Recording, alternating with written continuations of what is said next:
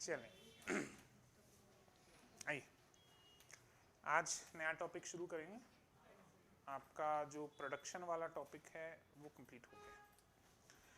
देखो, हमने जब मार्केटिंग स्टार्ट किया था तो 4Ps के बारे में बात की थी। सबसे पहले 3 क्वेश्चंस बार बार जो मैं 4P के लिए बोलता हूँ। 4P दिया किसने? जयराम मैकॉर्थी। मार्केटिंग मिक्स किसने दिया? नील बर्डन। और इस 4P को पॉपुलर किसने किया? फिलिप कोटलर ने। 4P में हमने कितने 4P देखे थे? कौन से? प्रोडक्ट, प्राइस, प्लेस और प्रमोशन। प्लेस को कई बार फिजिकल डिस्ट्रीब्यूशन भी कह देते हैं, जिसमें से हमारा जो पहला P है प्रोडक्ट यानी कि उत्पाद, वो हम कंप्लीट कर चुके हैं। आज दूसरे P से शुरू करेंगे, दैट इज प्राइसिंग।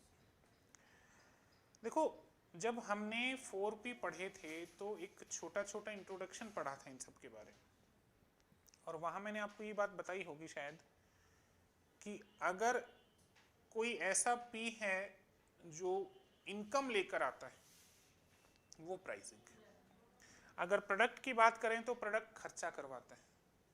प्रोडक्ट बनाते हो तो खर्चा होता है, उसका डेवलपमेंट करते हो तो खर्चा होता है, उसकी पैकेजिंग करते हो तो खर्चा होता है, सारी चीज़ों में खर्चा होता है। अगर प्रमोशन करते हो तो खर्चा होता है, और अगर फिजिकल डिस्ट्रीब्यूशन करते हो तो खर्चा होता है। केवल प्राइसिंग एकमात्र ऐसा P है जो पैसा लेकर आता है। कि आपने कहा कि ये चश्मा जो है हम 500 में बेचेंगे, तो ये जो 500 रुपये है इसकी प्राइसिंग है और इससे हमें आमदनी मिलती है। उस प्राइसिंग के विषय में बात करेंगे। एक जो इम्पॉर्टेंट पॉइंट आप सबको ध्यान में रखना है वो ये है कि कई बार हम प्राइस और वैल्यू इन दोनों को एक ही ले लेते हैं। प्राइस और वैल्यू में डिफरेंस होता है, फर्क होता है प्राइस में और वैल्यू में, फर्क होता है प्राइस में और कॉस्ट में। प्राइस को अगर आप हिंदी में बोलना चाहो तो कीमत बोलो, वैल्यू को हिंदी में बोलना चाहो तो मूल्य बोलो, और कॉस्ट को हिंदी में बोलना चाहो तो लागत बोलो। इस चीज़ का डिफरेंस हमेशा ध्यान रखना। हम बहुत बार कह देते हैं कि वैल्यू और प्राइस तो एक ही चीज़ होती है ना। वैल्यू और प्राइस एक ही चीज़ नहीं होती। कैसे, इसका थोड़ा सा मैं आपको एक बेसिक आइडिया दूं। जैसे मुझे सर्वाइकल पेन हुआ तो डॉक्टर ने मुझे सॉफ्ट कॉलर दिया लगाने के लिए कि जब भी आप कभी ड्राइविंग करो, एक्टिवा चलाओ या कार चलाओ, कुछ भी चलाओ, तो ये कॉलर पहना करो ताकि आपकी गर्दन को झटका ना लगे। अभी बहुत सेंसिटिव है तो समय लगेगा रिकवरी में, तब तक आपको अपनी गर्दन बहुत सेफ रखनी है। आप स्नीज भी नहीं कर सकते, मतलब छींक भी नहीं सकते, क्योंकि छींकने में भी गर्दन ऊपर नीचे मूव करती। ये जो कॉलर है ये मुझे पड़ा था 320 रुपये का। उन्हीं की डिस्पेंसरी थी, वहीं से मेडिकल स्टोर से मैं कॉलर ले आया। लेकिन कॉलर को लगाने के बाद जो मेरा पेन था ये मुझे बहुत कम फील होने लग गया। राम जाने ऐसा क्या हुआ। उस कॉलर को लगाने के बाद मैं केवल जब एक्टिवा चलाता हूँ या फिर कोई गाड़ी चलानी हो तब लगाता हूँ कॉलर। घर पे भी कई बार आधा घंटा 15-20 मिनट लगा लेते हैं। बाकी ऐसे डॉक्टर ने कहा था कि हमेशा मत लगाना, वरना मसल्स जो हैं वो वीक हो जाएंगी। तो मैंने कहा हमेशा तो नहीं लगाते, कभी कभी लगा लेते हैं जब भी एक्टिवा वगैरह चलानी होती है। लेकिन उस कॉलर का फ़र्क ये मुझे महसूस हुआ कि उससे मेरे पेन में काफ़ी रिलीफ मुझे फील हुआ। तब मैंने कहा अरे ये 320 की जगह 500 की भी होती ना तो भी मैं दे देता। वो है मूल्य, वैल्यू। उस चीज की मेरे लिए वैल्यू कितनी है। प्राइस अलग चीज थी उसकी 320 रुपया, लेकिन उसकी वैल्यू मेरे लिए 500 से भी ज्यादा है। फिर डॉक्टर ने कहा कि एक बैग आता है मार्केट में, वाटर बैग बोलते हैं जिसको, 200-300 रुपए का आता है, वो ले जाओ और उसमें गर्म पानी भरो और अपनी गर्दन के ऊपर उसका सेक किया करो। वो बैग मुझे पड़ा 220 रुपये में। लेकिन वो बैग इतना कंफर्टेबल है, इतना सही लगा मुझे। जब मैंने वो बैग लाया था उससे पहले कुछ गूगल वगैरह पे देख के पेन रिलीफ के ट्रिक्स देखे थे, तो उन्होंने कहा था गर्म पानी से सिकाव करो। तो बैग तो कुछ था नहीं, तो प्लास्टिक की बोतल में रख लेता था, बट वो कंफर्टेबल नहीं थी। बोतल कभी इधर गिर रही कभी उधर गिर रही, ज़्यादा परेशान और कर रही थी। जैसे ही मैं बैग लेकर आया 15 मिनट उन्होंने कहा कि 15 मिनट के लिए अपनी गर्दन पे सेक करें, बड़ा रिलीफ मिला। उसके बाद केवल गर्दन पे नहीं, बैठते समय पीठ के पीछे भी रख लो तो पीठ में बड़ा रिलीफ हो रहा। मैंने कहा ये चीज़ तो 220 में नहीं आनी चाहिए, ये चीज़ तो 500 1000 की भी होना तो भी कितनी कंफर्टेबल चीज़। कहीं भी दर्द हो रहा हो वहाँ रख लो थोड़ी देर। वो होता क्या है, जहाँ से ब्लड सर्कुलेशन थोड़ा कम होता है वो फिर अच्छे से फ्लो होने लग जाता है। ये है वैल्यू। उन्होंने मुझे दवाई दी पेन किलर, वो लगभग एक पेन किलर शायद 2 या 4 रुपए की आती है। पूरा स्ट्रिप आप देखो तो शायद 100 रुपए का या ऐसे 50 रुपए का समथिंग स्ट्रिप आता है उसका, 10 देश में आती है। अब वो पेन किलर में एक पेन किलर देखो तो है 2 रुपए की, उसकी प्राइस कितनी है 2 रुपया।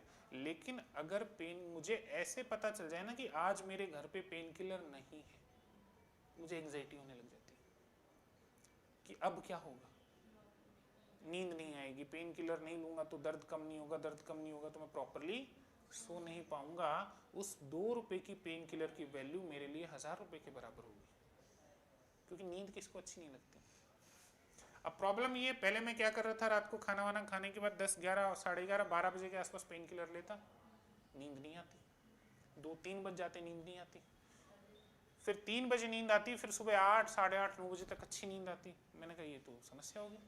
3 बजे तक मैंने कहा डॉक्टर साहब फ़ोन किया, मैंने नींद ही नहीं आ रही मुझे 3 बजे तक, कैसे पेन किलर दिए आपने? बोले कितने बजे लेते हो? मैंने कहा 11:30 12 के आसपास।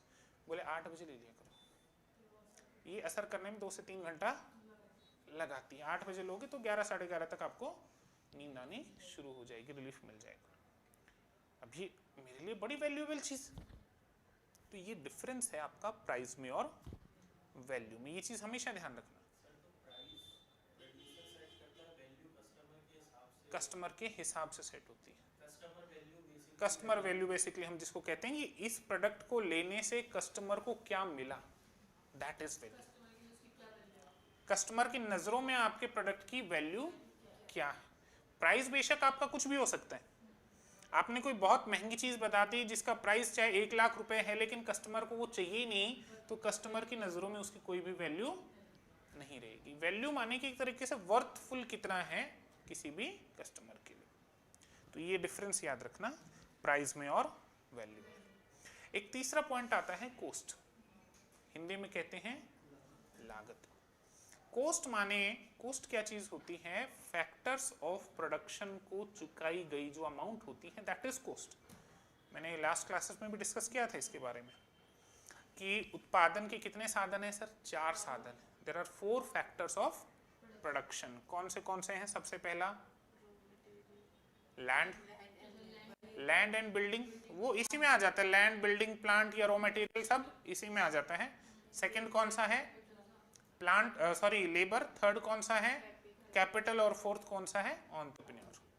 ये 4 साधन हैं जिनसे आप उत्पादन कर सकते हो। सीता को बहुत बहुत राधे राधे। चलिए देखो, ये चीज़ एक अच्छी है, आप लोगों को भी सीखनी चाहिए। हम आजकल बहुत ज़्यादा विदेशी कल्चरों में घुसते जा रहे हैं। हमारे इंडिया में भी अपने आप में बहुत अच्छे अच्छे चीज़ें हैं, तो थोड़ा सा हम उन पे भी फोकस करें। लैंड, बिल्डिंग, प्लांट, मशीनरी सब एक में आ जाएगा, है ना। और फिर सेकंड आ जाएगा आपका लेबर, थर्ड आएगा आपका कैपिटल, और फोर्थ आएगा एंटरप्रेन्योर। अब पहले तो ये समझो कि ये उत्पादन के साधन होते कैसे। मुझे लगता है सबको ये उत्पादन के साधन का मतलब समझ में आता होगा। यहाँ गड़बड़ है थोड़ी सी, है ना। ठीक, बात करते हैं, उसके बाद अपन शुरू करेंगे प्राइसिंग को। लेकिन एक बार अपन समझें कि उत्पादन के साधन क्या होते हैं। देखो, मुझे कुछ प्रोडक्शन करना है। प्रोडक्शन को हिंदी में क्या कहा जाता है? उत्पादन कहा जाता है। सर मुझे कोई चीज बनानी है, मुझे कुछ प्रोड्यूस करना है। प्रोड्यूस करने का मतलब कुछ उत्पादन करना है। उत्पादन जब आप करते हो तो 4 चीजें जब तक आपके पास नहीं होंगी तब तक आप उत्पादन नहीं कर सकते। उनमें से पहली चीज कौन सी है? चलो सबसे पहले अपन कैपिटल से शुरू कर लेते हैं। लैंड एंड बिल्डिंग पे तो बाद में आएंगे, क्योंकि कैपिटल नहीं होगी तो फिर लैंड एंड बिल्डिंग कहाँ से होगी। सबसे पहले अपन बात करते हैं कैपिटल से। कैपिटल माने कि पूंजी। जैसे अपन एक बात करते हैं कि अनीता को ऐसे लिखते हैं, छोटी नी की मात्रा ही आती ना, ठीक। मान लो अपन एक बात करते हैं कि अनीता को एक दुकान खोलनी है, ठीक बात, और इस दुकान में क्या बनाना चाहते हो भाई? चलो मान लो जूते बनाते हैं, इनकी दुकान में जूते बनाए जाते हैं, ठीक बात। इनको एक दुकान खोलनी है और इनकी दुकान में जूते बनाए जाते हैं। अब जूते ऐसे हवा में तो नहीं बनेंगे, दुकान किराए लेने के लिए या दुकान खरीदने के लिए पैसा चाहिए। इतना पैसा सबके पास एक साथ में नहीं होता। अगर आप ये सोचते हो कि व्यापार करने के लिए, बिजनेस करने के लिए हम अपने पास से जमा पूंजी लगाएंगे तो बहुत समय लग जाएगा आपको बिजनेस करने में। ये कोई अच्छा आइडिया नहीं होता कि आप सिर्फ अपनी तरफ से पैसा लगा के कोई भी बिजनेस स्टार्टअप। लोग क्या करते हैं, कंपनीज क्या करती है, लोन लेती हैं। लोन नहीं लेती तो शेयर होल्डर से पैसा लेती हैं, अंशधारियों से पैसा लेती हैं। कुल मिलाकर खुद का पैसा तो बहुत कम होता है, बाकी तो जनता का पैसा होता है। अब इनको जूते की दुकान खोलनी है, जूते की दुकान खोलने के लिए चाहिए इनको सर पैसा। मान लो 20 लाख रुपए चाहिए, इनके पास है 5 लाख रुपए, 15 लाख इनको कहाँ से लाने पड़ेंगे? या तो बैंक से लाएंगे उधार कि बैंक जी 15 लाख रुपए उधार दे दो, या फिर शेयर जारी करेंगे कि शेयर होल्डर्स तुम शेयर खरीदो और मुझे पैसा दो। इसको कहते हैं कैपिटल। कैपिटल के लिए आप क्या पे करते हो सर? साक्षी क्या पे करेंगे कैपिटल के लिए? क्या चुकाया जाएगा कैपिटल को? इंटरेस्ट। ब्याज चुकाओगे? दूसरा क्या था? Land and building. कुछ तो, कोई तो दुकान, कोई जगह, कुछ तो लोगे ना जूता बनाने के लिए। हवा में तो जूते नहीं बन जाएंगे। कोई गोदाम लोगे, कोई जगह लोगे, कोई मकान लोगे, कोई कमरा लोगे, कोई खाली प्लॉट लोगे, कुछ तो लेना पड़ेगा ना। ऐसे ही प्रोडक्शन हवा में तो नहीं हो जाना। तो क्या चाहिएगा आपको? Land and building. Land and building को क्या चुकाया जाता है सर? रेंट चुकाया जाता है। सेकंड में आपने कह दिया लेट से लैंड, और इस लैंड में ही बिल्डिंग और रॉ मटेरियल सब कुछ शामिल हो जाएगा, ठीक है। इसको आपने क्या चुकाया? रेंट चुकाया। दो चीज हो गई। फिर तीसरा पॉइंट, जूते बनाने के लिए कोई लेबर तो चाहिएगा ना, या आप अकेली बनाने बैठ जाओगी? कुछ लोगों को रखोगे अपनी दुकान पे काम करने के लिए। वो क्या लेंगे आपसे? सैलरी या वेजेस लेंगे। तो आपने कहा लेट से लेबर। लेबर क्या लेगा सर? सैलरी या वेजेस। फिर बचे आप। दुकान किसने शुरू की? आप। एंटरप्रेन्योर को हिंदी में क्या कहा जाता है? साहसी। साहसी या उद्यमी। आप क्या लोगे? प्रॉफिट, लाभ कमाओगे उसमें से। जूते की दुकान खोली क्यों आपने? लाभ कमाने के लिए खोली ना।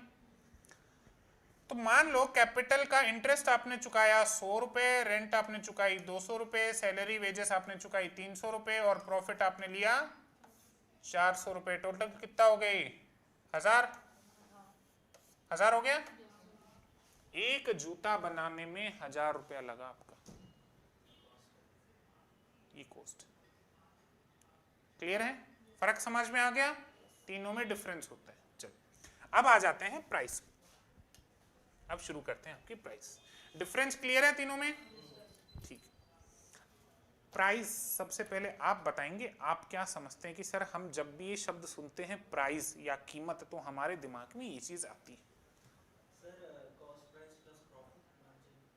कॉस्ट प्लस प्रॉफिट मार्जिन, ये तो आपने फॉर्मूला बना दिया एक प्राइस का।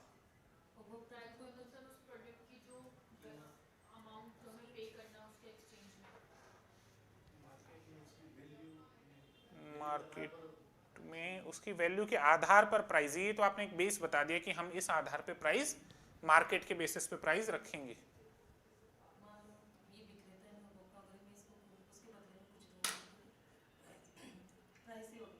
उसके बदले कुछ दें। फास्ट किया था कल? अच्छा। हस्बैंड बहुत प्यार करते हैं, मेहंदी का रंग इनका बड़ा गहरा है।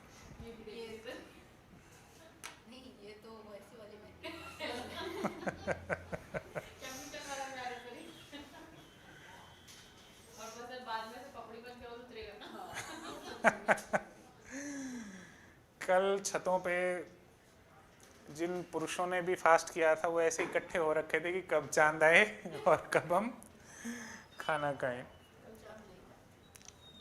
9:30 आ गया था, बहुत हल्का सा आया था क्योंकि मैं भी भूखा बैठा था।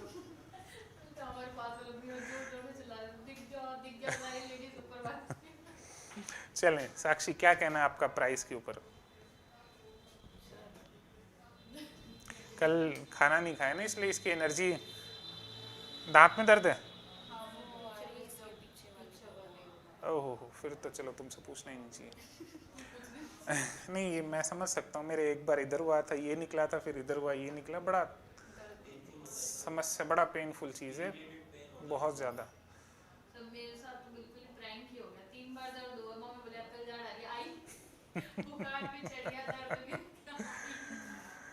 चलो, स्वेलिंग आ जाती है कई बार दांत के दर्द में, बहुत तेज। अभी इसकी आ ही रही है स्वेलिंग, ऐसे लग रहा है जैसे बेर दबा के बैठी मुंह में।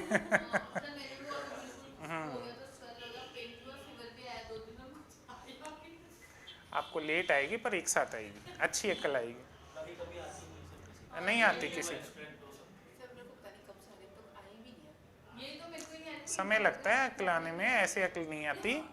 पहले ठोकरे ओकरे खाओगे तब जाके अक्ल आएगी। वो कहावत है ना कि अक्ल बादाम खाने से नहीं आती, ठोकर खाने से आती। चलिए बात करते हैं कीमत के ऊपर। देखो, कीमत का मतलब बड़ा क्लियर है कि किसी भी उत्पाद को लेने के लिए, अब मैं उत्पाद नाम ले रहा हूं यानी प्रोडक्ट, इसमें गुड्स और सर्विसेज दोनों शामिल हैं, ये ध्यान रखिएगा। किसी भी उत्पाद को लेने के लिए बदले में जो धनराशि चुकाई जाती है उसको क्या कहते हैं? कीमत या प्राइस कहते हैं। आपने क्या कहा था? मार्केट के बेसिस पे जो होता है दैट इज प्राइस। वो आपने बात आपकी ठीक थी, लेकिन वो बेस बता दिया आपने एक तरीके से। हम अभी ये बात नहीं कर रहे कि प्राइस को इफेक्ट क्या क्या करता है। फैक्टर्स हो गए कि उसको कौन सी चीजें इफेक्ट करती हैं।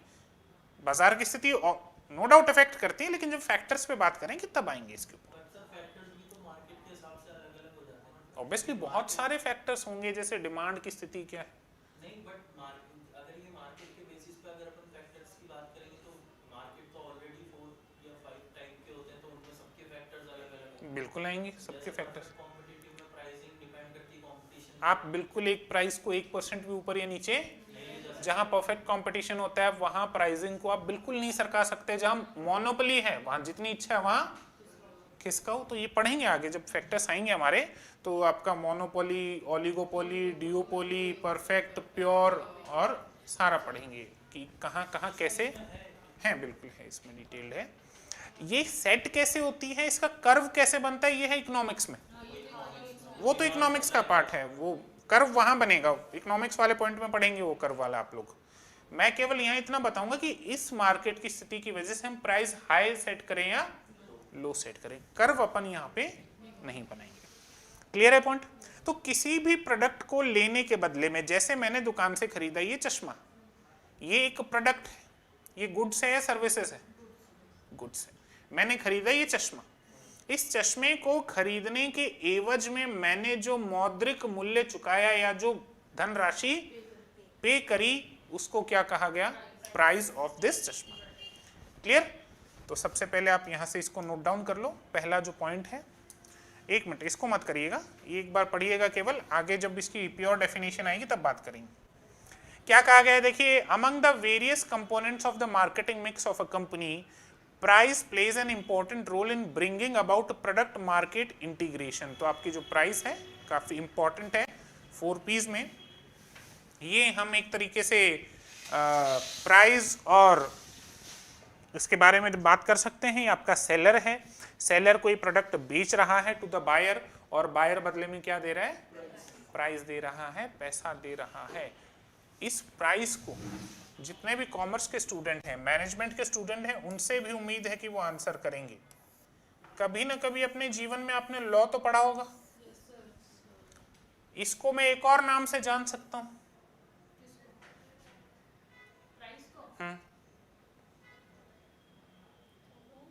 एग्जाम में ऐसा ही क्वेश्चन आएगा बाबू, आप कहोगे सर हमें तो समझ में नहीं आ रहा ये लॉ का क्वेश्चन है या मार्केटिंग का क्वेश्चन है। लॉ के सेंस में बताओ क्या बोलोगे, और लॉ में भी चलो मैं स्पेसिफिक एक चीज बता दूं, कॉन्ट्रैक्ट के सेंस में बताओ क्या बोलोगे। थोड़ा सा दिमाग पे जोर डालो, आप दांत पे जोर डालो थोड़ा सा। क्या बोलोगे? अगर आपके लीगल एस्पेक्ट में कॉन्ट्रैक्ट वाले पार्ट में क्वेश्चन आ जाए कि paying a price to the seller is also known as, क्या आंसर रहेगा हमारा?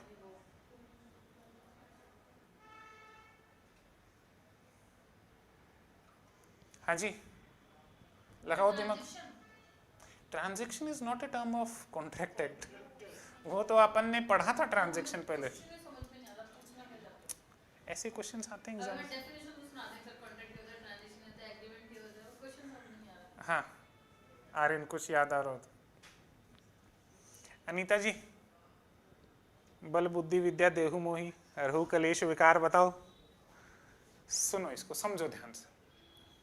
लॉ में कॉन्ट्रैक्ट एक्ट में एक टर्म आती है कंसीडरेशन। कंसीडरेशन को हिंदी में कहा जाता है प्रतिफल, और लैटिन भाषा में कहा जाता है क्विड प्रो क्यू। इसका मतलब होता है बदले में कुछ ना कुछ। अभी करी नहीं, करेंगे। बदले में कुछ ना कुछ। ये जो व्यक्ति है ये सामान के बदले में क्या दे रहा है? पैसा दे रहा है, प्राइस पे कर रहा है, तो ये कंसीडरेशन मानोगे आप इसको। ध्यान रखना, ऐसे कंफ्यूजिंग क्वेश्चंस आ सकते हैं एग्जाम में, आपको लगेगा सर इस क्वेश्चन का तो कोई सेंस ही नहीं बन रहा। क्लियर है? ठीक। तो ये प्रोडक्ट इसको दे रहा है, और प्रोडक्ट के बदले में ये क्या दे रही है? इसको प्राइस दे रही है, कंसीडरेशन दे रही है। इसके लिए कंसीडरेशन है ये पैसा, और इसके लिए कंसीडरेशन है ये प्रोडक्ट। क्लियर? प्रोडक्ट में आपने एक बात सुनी थी, ध्यान से समझिएगा। सॉरी, कंसीडरेशन में हमने एक बात जब पढ़ेंगे तब भी देख लेना, पहले भी कभी ना कभी आपने पढ़ा होगा, तब भी एक सुना होगा कि कंसीडरेशन का 100% होना कोई आवश्यक नहीं, लेकिन रियल होना चाहिए। 100% होने का मतलब, अगर मैंने ये कहा कि मेरा ये जो चश्मा है ये 1000 रुपये का है, साक्षी कहती है सर मुझे आप ये चश्मा बेच दीजिए, मैंने कहा 1000 रुपये दे दो, ये कहती कि नहीं 1000 रुपये देने की स्थिति अभी मेरे पास नहीं है, मैं आपको 500 रुपये दे सकती हूँ। चश्मे की मार्केट वैल्यू कितनी है? 1000, ये दे कितना रही है? 500, तो भी कंसीडरेशन माना जाएगा। कंसीडरेशन चाहिए, कहे ना कि मैं 2 रुपये दे सकती हूँ, मैंने कहा चलो छोड़ो 2 रुपये ही दे दो, तुम चश्मा ले जाओ, तो भी कंसीडरेशन माना जाएगा। रियल होना चाहिए, चाहे वो कितना ही कम या ज्यादा क्यों ना हो। क्लियर? लेकिन ऐसा नहीं हो कि मैंने कहा साक्षी चश्मा बेचूंगा, बताओ कितना पैसा दोगी? बोले सर पैसा तो नहीं दे सकती, लेकिन ब्लेसिंग्स दे दूंगी कि भगवान आपकी जोड़ी को सलामत रखे। मैंने कहा ब्लेसिंग्स कभी भी कंसीडरेशन नहीं माना जाएगा। क्लियर है पॉइंट? ठीक, आगे बात करते हैं। WJ स्टैंटन क्या कहते हैं? देखिए, price is the amount of money which is needed to acquire a product. पहली डेफिनेशन ये नोट डाउन करो, और ये डेफिनेशन है WJ स्टैंटन की।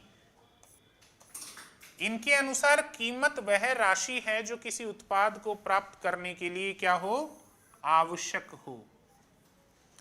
ऐसा विलियम जे स्टैंटन या फिर जब WJ स्टैंटन ने कहा है। तो प्राइस का पहला पॉइंट हमें ये समझ में आया कि किसी भी प्रोडक्ट को एक्वायर करने के लिए आपको जो अमाउंट ऑफ मनी चाहिए होती है उसको आप क्या कहते हो सर? प्राइस कहते हो। क्लियर है पॉइंट? ठीक,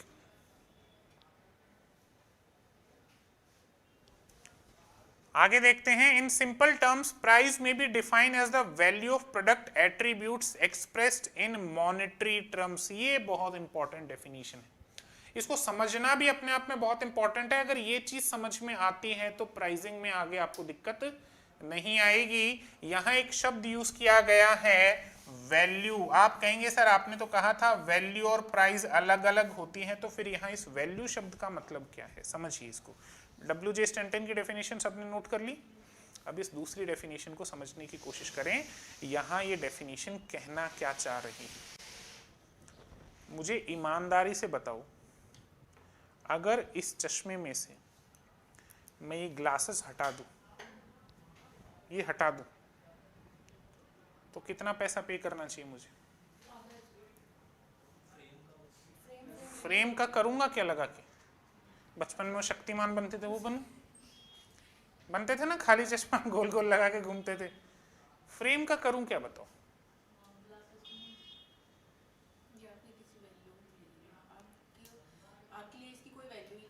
मेरे लिए इसकी कोई वैल्यू नहीं है, मुझे इससे कोई भी एट्रीब्यूट, कोई गुण नहीं मिल रहा। मुझे इससे क्या है, इससे सेटिस्फैक्शन तब मिलेगा जब इसमें उसी नंबर के ग्लासेस हों जितनी नंबर की मेरी आंखें कमजोर हैं। बात फैक्ट है। अगर मान लो मैं नजर का चश्मा लेता हूं और आप मुझे धूप का चश्मा दे रहे हो, क्या करूंगा मैं?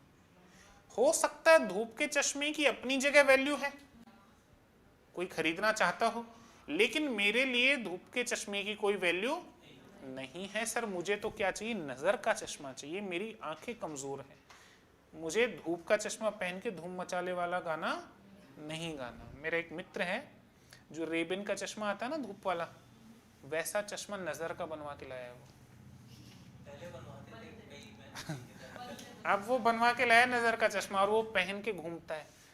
मैंने कहा तू बावरा हो रहा है, अंधेरे में तो ये धूप का चश्मा पहने घूम रहा है। बोला धूप का नहीं है, नजर का चश्मा।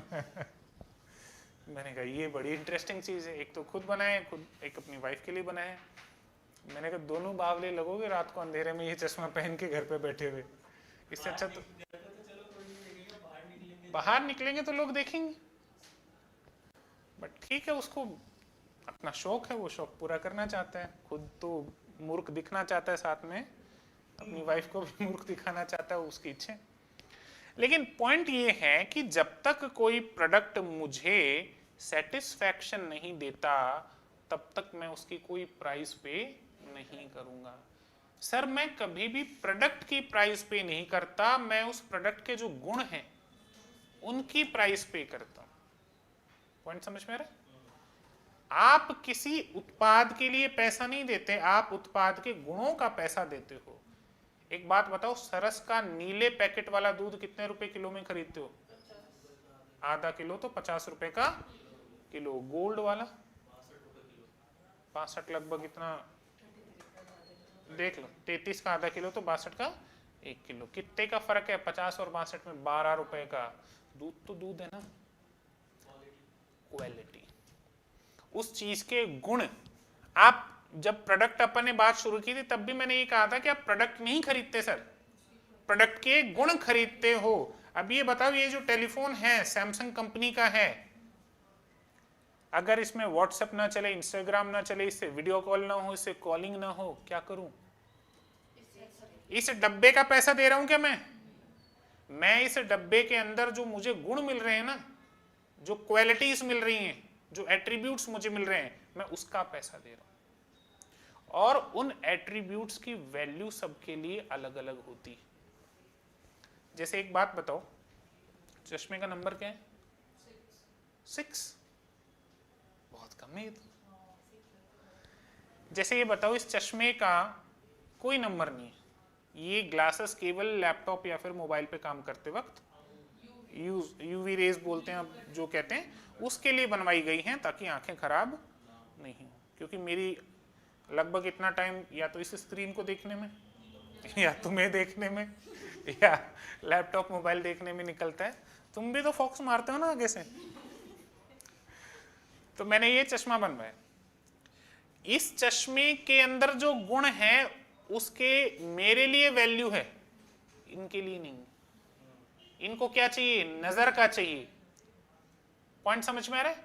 हो सकता है किसी प्रोडक्ट में गुण हैं, लेकिन उन गुणों के लिए आपके पास कितनी वैल्यू है ये सोचने वाली बात। क्लियर है? अब जैसे मान लो एक रेस्टोरेंट में आप जाते हैं, वहां पे बढ़िया वो कोई चिकन का डिश सर्व करते हैं, बहुत स्मेल और या फिर उसको देख के बड़ा ऐसा लगता है कि पता नहीं कितना टेस्टी हो, लेकिन मैं वेजिटेरियन, मेरे लिए क्या वैल्यू है उसकी?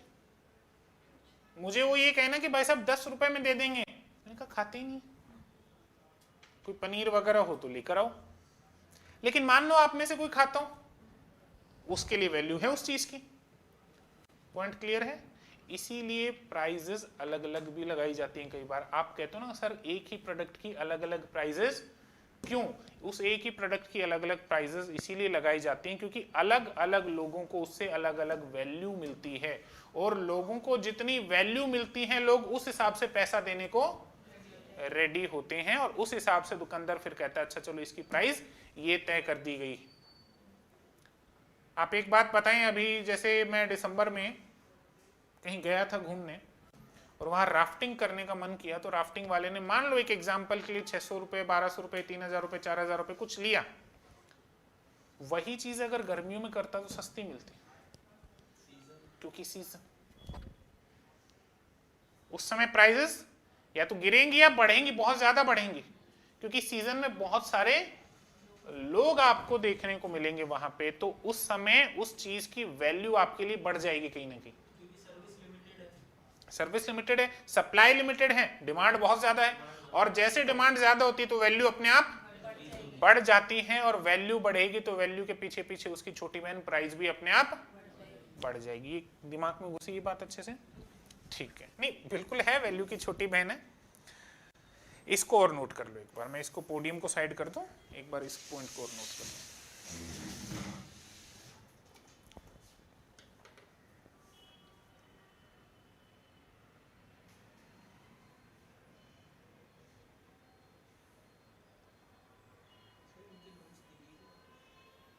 हाँ इंग्लिश वालों को दे दी, हाँ मैं करवा दूंगा, एक प्रिंट और करवा दूंगा फिर ले लो।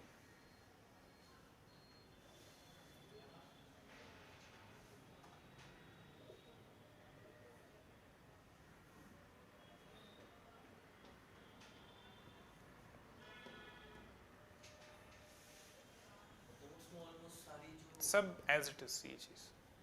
और वो जो पार्ट कवर करने का, जैसे मान लीजिए जो टॉपिक है उसके रिलेटेड सब कुछ है, हाँ तो मेरे को सिर्फ अगर आप उसको पढ़ लो बस एक बार, मैं अगर वो परचेज करूँ तो मेरे को वो क्या बोला था आपने, प्रीवियस ईयर्स के क्वेश्चंस बस वो परचेज कर लो, पीएम पीवाईक्यूज।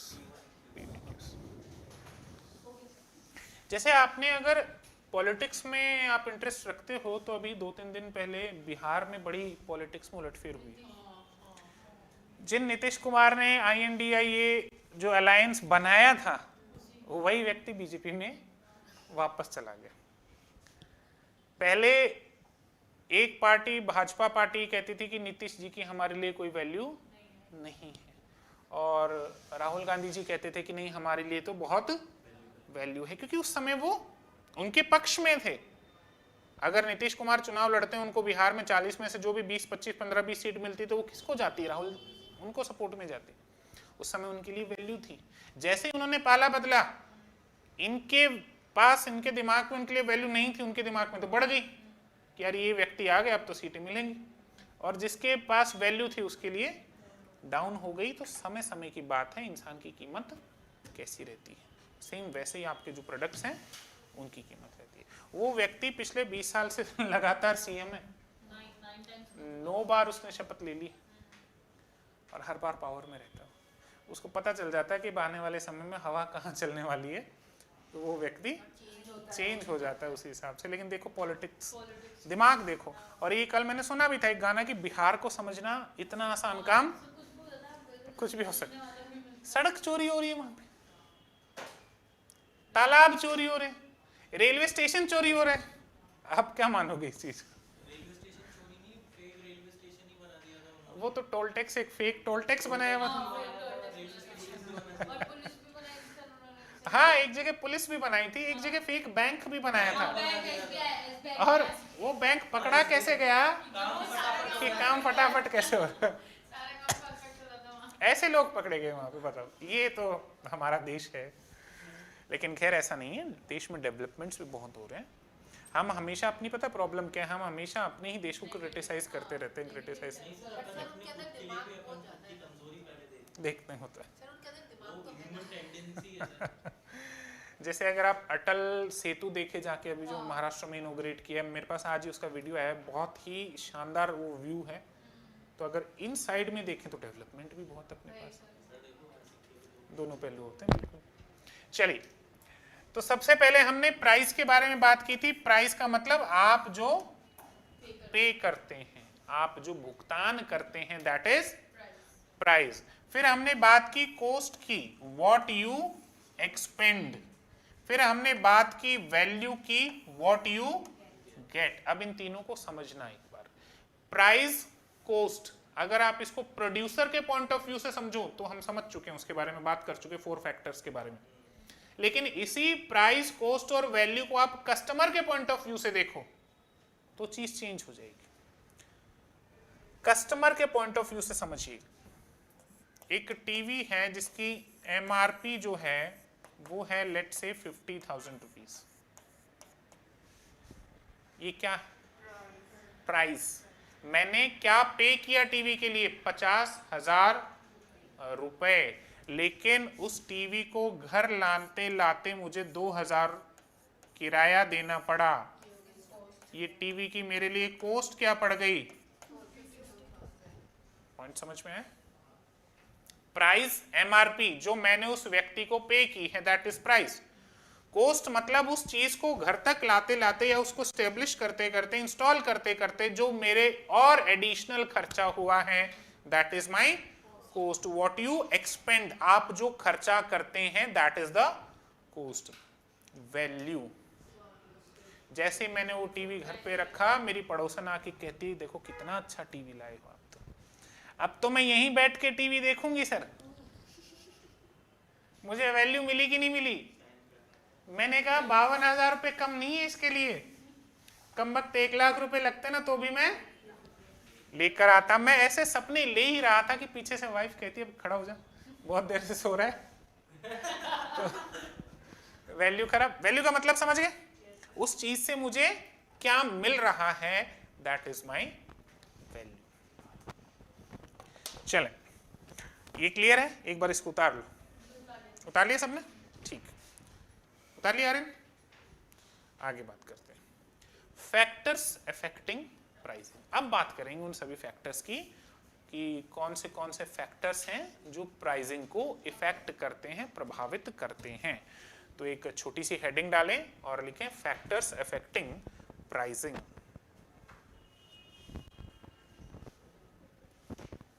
कीमत निर्धारण को प्रभावित करने वाले कारक कौन से कारक आते हैं दिमाग में आपके? कुछ 1-2 फैक्टर्स तो आपको भी समझ में आता होगा बिना कुछ पढ़े या बिना कुछ सुने। एज इन डिमांड, इनोवेटिव है, इमिटेटिव है, ठीक है। कंपटीशन कैसा है? क्वालिटी कैसी है? सप्लाई कितनी है? अनीता कुछ आंसर बोले? सब तो इन्होंने बता दिया, मैं क्या बताऊं, क्या बच गया? ज्योग्राफिकल एरिया पे भी डिपेंड करता है। सबसे बड़ी चीज तो तुम बोलना ही भूल गए, कॉस्ट, लागत। 1,000 रुपए लागत लगी, 500 में कैसे बेच दो? पॉलिटिकल एनवायरनमेंट, लीगल इन्फोर्समेंट आपके ऊपर कि साहब आप इस चीज को इतने से ज्यादा महंगा नहीं बेच सकते। सोसाइटी का भी देखो फर्क पड़ेगा, नो डाउट। तो ऐसे दुनिया भर के फैक्टर्स हैं जो आपकी प्राइस को कम या ज्यादा तय करने के लिए आपके ऊपर प्रभाव डालते हैं। उन फैक्टर्स के बारे में बात करेंगे वन बाय वन। सबसे पहला फैक्टर लिखो कॉस्ट ऑफ द प्रोडक्ट। ये डिटेल लिखने की आपको आवश्यकता नहीं है, केवल नाम लिख लो, कॉस्ट ऑफ द प्रोडक्ट। और हिंदी में क्या कहोगे? उत्पाद की लागत, कॉस्ट ऑफ द प्रोडक्ट। ये चश्मा बनाने में मुझे 1000 रुपये लगा, लक्षिता कहती है सर 500 में बेच दूं। मैं क्या, क्यों भाई? घोड़ा अगर घास से दोस्ती करेगा तो खाएगा क्या? वही बात। बिजनेसमैन अगर अपने प्रॉफिट से ही किनारा कर देगा तो फिर बिजनेस क्यों कर रहा है? मैंने कहा देखो मैडम एक बात है, 1000 रुपये तो हमें घर पे ही पड़ रहे हैं, इसका मतलब इस चीज को बनाने में मेरी कॉस्ट 1000 रुपये तो आई है, मैं कम से कम 1100 में तो बेचूंगा। इतना तो मैं मूर्ख नहीं हूं, कम से कम 1100 में मैं बेचूंगा। ये है कॉस्ट ऑफ द प्रोडक्ट, उत्पादन की लागत। हाँ, इसमें एक चीज होती है, अगर सरकार मुझे सब्सिडी दे दे तो जरूर मैं सस्ते में बेच दूं, लेकिन सरकार सब्सिडी नहीं दे रही, अलबत्ता टैक्स लगा रही है मुझ पे, तो चीज और ज्यादा महंगी हो जाएगी। मैं क्यों भरूं भाई टैक्स? टैक्स तो अल्टीमेटली आपको ही भरना पड़ेगा। वैल्यू आप लोग ले रहे हो। वो 52 इंच का टीवी घर लाके पड़ोसन मैंने बुलाई घर पे, मैं ले रहा हूं उस टीवी की वैल्यू, दुकानदार क्यों भरे?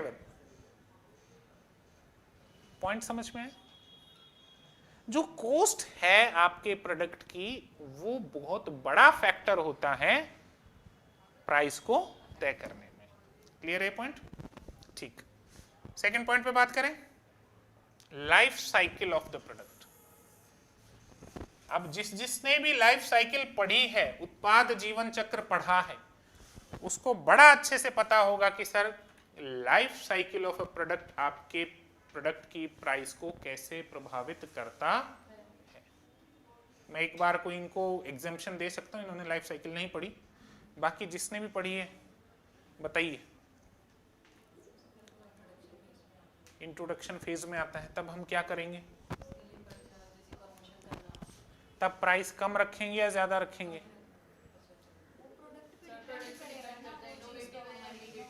अगर मैंने कुछ नहीं कहा, मैं साइलेंट हूं, तब प्रोडक्ट को क्या मानोगे? तब प्राइस क्या रखोगे? कम रखोगे। फिर आर इन सेकेंड फेज, समझ गया मैं, समझ गया। सेकेंड फेज पीएलसी में, सेकेंड ग्रोथ। ग्रोथ में प्राइस क्या रखोगे, कम या ज्यादा? ज्यादा काहे रखोगे बाबू? जो है मतलब स्टैंडर्ड रखेंगे, पर ज्यादा ही रखोगे ना। क्यों, कारण क्या है ज्यादा रखने का? क्योंकि इंट्रोडक्शन फेज में आपने इतना विज्ञापन कर दिया कि अब लोग आपके प्रोडक्ट को जानने लग गए और डिमांड क्या होने लग गई? बढ़ने लग गई। तो जैसे जैसे डिमांड बढ़ेगी वैसे वैसे आपके भाव बढ़ेंगे और आप प्राइस को बढ़ाओगे। क्लियर है ये पॉइंट? तो प्रोडक्ट की प्राइस डिसाइड कैसे करते हैं, इसमें पीएलसी बहुत ज्यादा प्रभाव करता है। जैसे अगर आप एक चीज देखें, मैं इंपॉर्टेंट चीज बताऊं आपको, आप सबने समझी होगी ये चीज। जैसे कोई व्यक्ति है, वो जब छोटा होता है, बालक होता है, नान्या सा बालक है, ये बोलते हैं नान्य। जब ये छोटा है तब ये सबके पीछे भागता है, क्योंकि इसको सबकी क्या होती है? जरूरत होती है, नीड होती है, तब इसकी कीमत कम होती है ना। फिर जैसे जैसे थोड़ा जवान होता है, 18-19 का हो जाता है, तो ये छोड़ देता है लोगों के पीछे भागना कि सब तो खराब है, सब जी लिए अपनी तरीके से, अब हम जिएंगे अपनी तरीके से, अब जो जैसा है उसको वैसा ही जवाब मिलेगा। ऐसे ऐसे कोट्स आते हैं फिर व्हाट्सएप पे, शराफत का तो किस्सा खत्म, अब जैसी दुनिया वैसे रहेंगे हम, ऐसे कोट्स आते हैं फिर व्हाट्सएप पे, इंस्टाग्राम पे। मैं देखता हूँ मेरे कॉलेज के भी कुछ स्टूडेंट्स ऐड हैं व्हाट्सएप पे, जो अभी फर्स्ट ईयर में हुए, ऐसे ऐसे स्टेटस लगाते हैं, उनको देख के ऐसे मन करता है कि तुम अभी अंडे से बाहर तो निकल जाओ, बाद में खत्म कर लेना जिंदगी। एक लड़के ने कल लगाया कि अब तुम ही नहीं रही तो मेरी जिंदगी का क्या। मैंने कहा अभी शुरू नहीं हुई, अभी शुरू नहीं हुई, लेकिन उनको लगता है कि हाँ। तो एक एज, सर्टेन एज आप जब हिट कर लेते हो तो आपको लगता है कि मैं ही ठीक हूं, बाकी सब क्या है, जो मैंने कह दिया वो सही है, जो मैं कर रहा हूं वो सही है, मैं लोगों से अलग रहूंगा, मैं लोगों से कट के रहूंगा, आप लोगों से दूर भागने लग जाते हो और अपने आप को आइवरी टावर में बंद कर देते हो। अब समझ में आया आइवरी टावर का मतलब?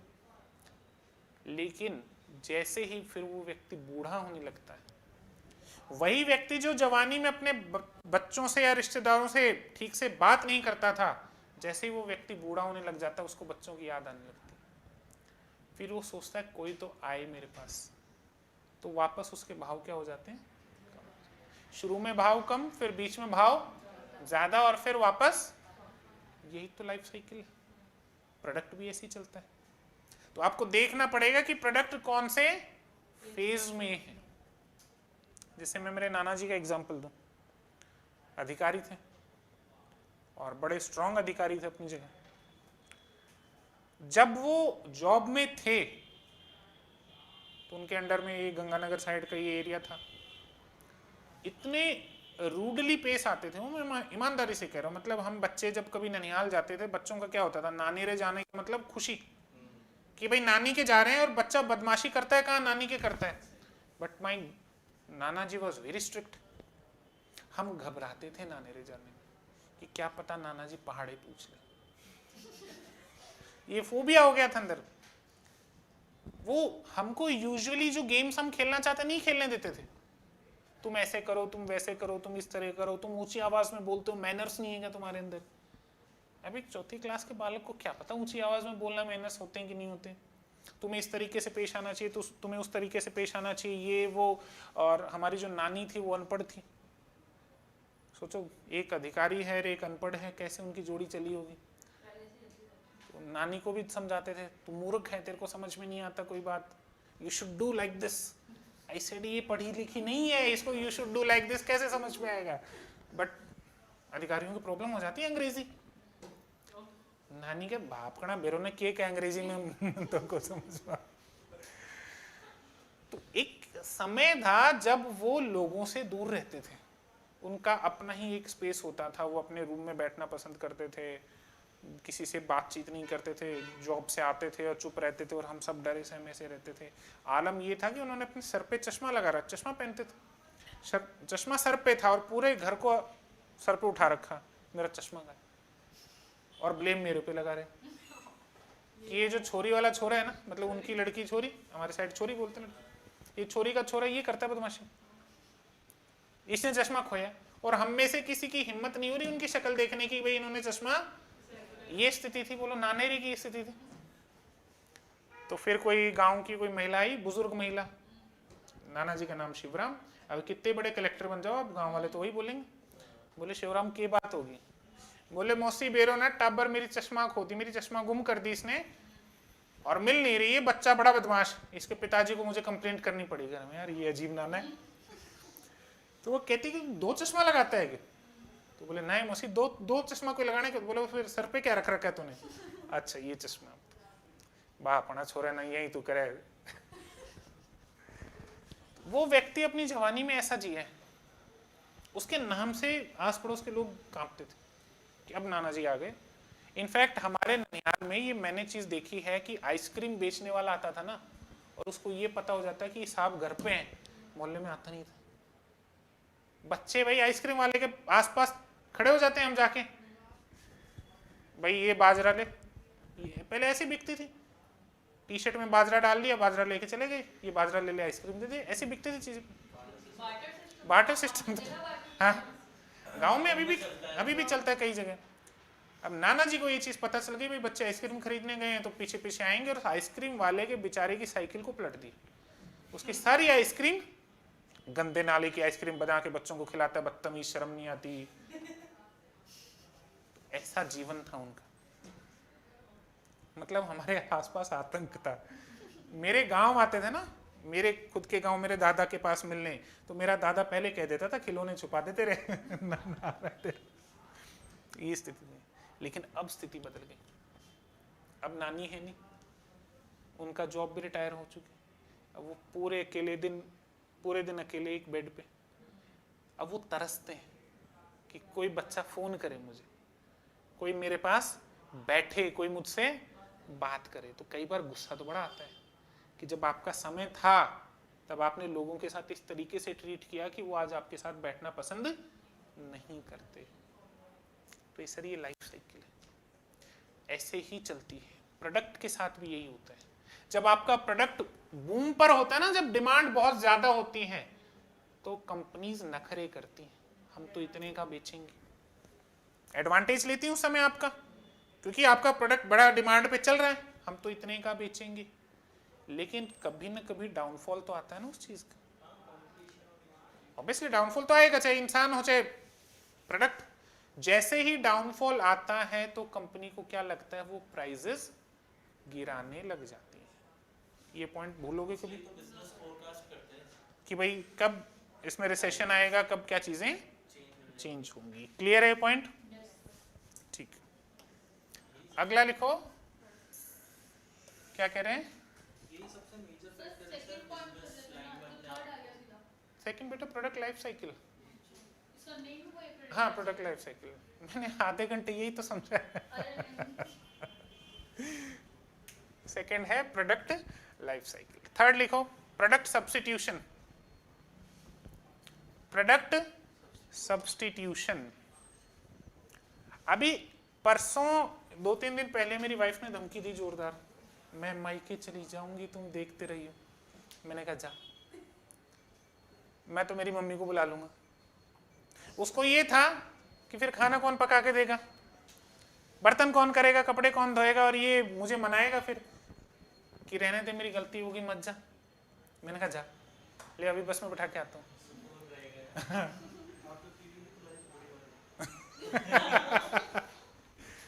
अंदर मन में तो वही था, पर उनके सामने थोड़ी पहुंच। मैंने कहा जाइए आराम से। मैंने मम्मी को फोन कर दिया, मैंने कहा मम्मी बिहार जाने का विचार है, तो बोले जाना भी चाहिए बिल्कुल। मैंने कहा मेरा क्या होगा? बोले ठीक है हम आ जाते हैं थोड़े दिन। ऐसे ही चलता है हमारे घर पे, जब वो बिहार जाती हैं तो मम्मी पापा वगैरह आ जाते हैं 2-5-7 दिन के लिए, 10 दिन के लिए, ताकि घर बैलेंस रहे, ठीक ठाक रहे। अब उसने मना कर दिया कि नहीं जाऊंगी, क्योंकि उसको पता था कि सब्स्टिट्यूशन अवेलेबल है। एक मोहल्ले में मैंने चाय की दुकान खोली, अनीता मेरे पास आती हैं, वो कहते हैं कि भाई साहब चाय दे दो। मैंने कहा एक चाय का कप है 20 रुपए में दूंगा, लेना है तो ले, नहीं तो जाओ।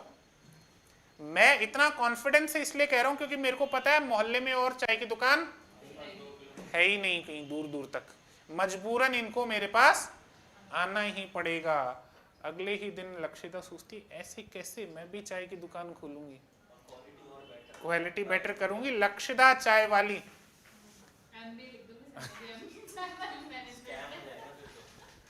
मुझे क्या करना पड़ेगा, प्राइस कम करूंगा या और बढ़ाऊंगा? क्योंकि मुझे सब्स्टिट्यूशन का डर लगेगा। क्लियर है पॉइंट? केवल नाम लिख लो, प्रोडक्ट सब्स्टिट्यूशन। चले आगे, अगला लिखें इलास्टिसिटी ऑफ डिमांड। ये बड़ा इंपॉर्टेंट है, इसको ध्यान से समझिएगा। मांग की लोच, इलास्टिसिटी ऑफ डिमांड। आर्यन ने पकड़ ली वो बात है ना। Elasticity of demand. मैं तो एग्जाम्पल दे रहा हूँ हाइपोथेटिकल, तुम ले रहे हो एक्सपीरियंस है ना। इसका इस एग्जाम्पल का वास्तविक जीवन से कोई लेना देना है। ढाणी में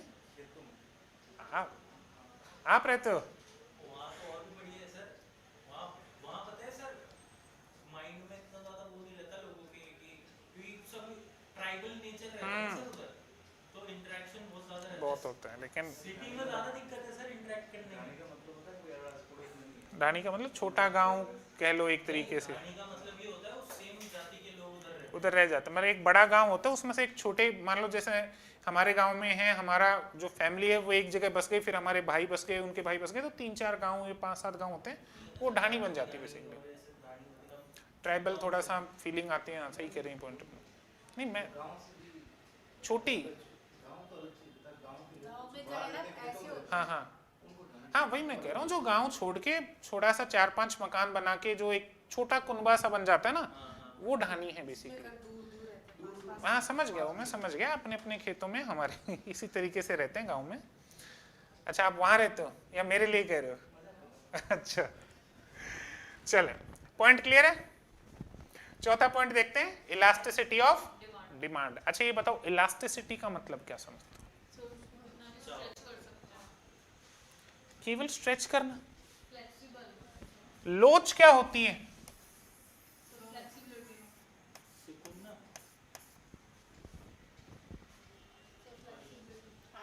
नहीं नहीं बोलो, सबके व्यूज। आटे वाला आटे वाला लोच नहीं, कहीं ना कहीं ठीक गई हो। आर्यन क्या कहेंगे लोच? किसी प्रोडक्ट की ज़्यादा मांग, constant भी हो जाती है सर। वो तो अवस्था है उसकी। लोच किसको कहोगे? इलास्टिसिटी, सर फ्लेक्सिबिलिटी वो कभी कम कभी ज्यादा। फ्लेक्सिबिलिटी को नहीं कहोगे।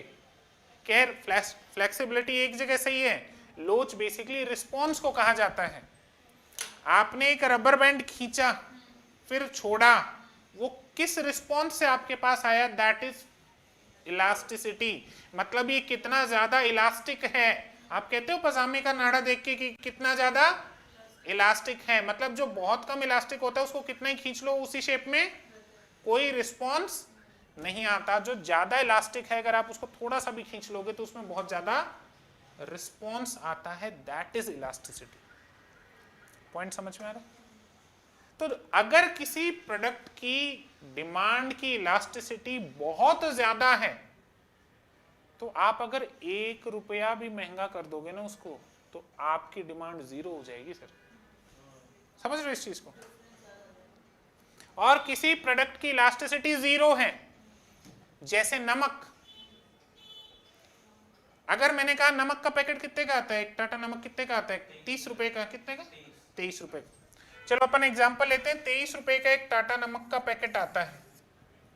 अगर मैं इसको 1 रुपए का कर दूं तो क्या फांके भर भर के नमक खाओगे? बोले 1 रुपए का मिल रहा है, खाओ आराम से। नमक का ही पानी पी रहे हैं, नमक का ही खाना खा रहे हैं, ओवर नमक, नमक हर जगह नमक। करोगे ऐसा? अगर मैंने इसको 23 की जगह 50 रुपए का कर दिया तो क्या नमक खाना बंद कर दोगे? कंजम्पशन तो उतना ही रहेगा, मतलब नमक की इलास्टिसिटी 0 है। प्राइस उसको इफेक्ट नहीं करता।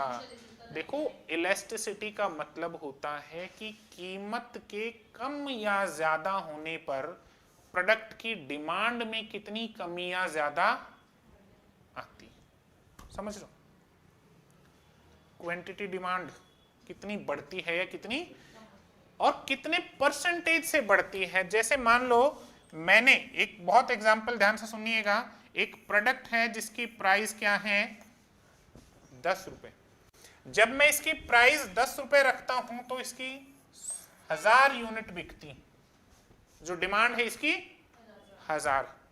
मैंने इसकी प्राइस बढ़ा के कर दी 15 रुपया। मुझे बताओ कितना परसेंटेज प्राइस बढ़ाई मैंने? 50% प्राइस बढ़ा दी। कितनी परसेंट बढ़ाई?